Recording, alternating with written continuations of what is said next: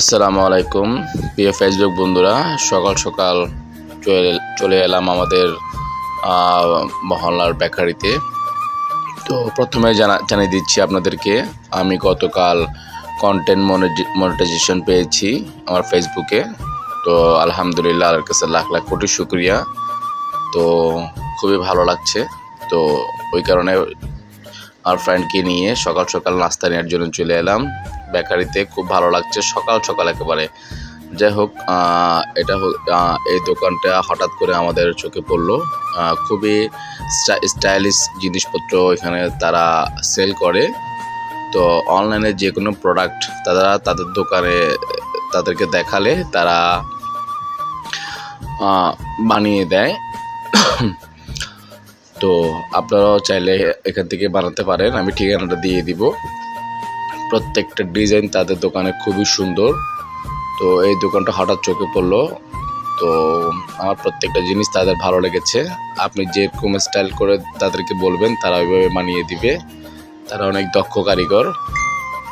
যাই হোক, আমার থেকে খুবই ভালো লেগেছে তাদের এই জিনিসগুলো। তো এই টেবিল দেখছেন, টেবিলটাও খুবই ডিজাইন করে তারা বানিয়েছে। আপনারা চাইলে যে যার মতো করে ডিজাইন দিয়ে তাদের থেকে বানিয়ে নিতে পারেন, তারা দক্ষ কারিগর।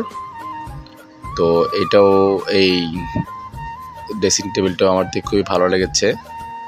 তো উপরে লাইট বক্স করেছে তারা, দেখতে পাচ্ছেন লাইট বক্স। তো এটা সম্পূর্ণ, এটার ভিতরে তারা গ্লাস দিয়েছে, খুবই সুন্দর করেছে। যাই হোক, মাশাআল্লাহ, তাদের যে ডিজাইনগুলো আমার খুবই ভালো লেগেছে।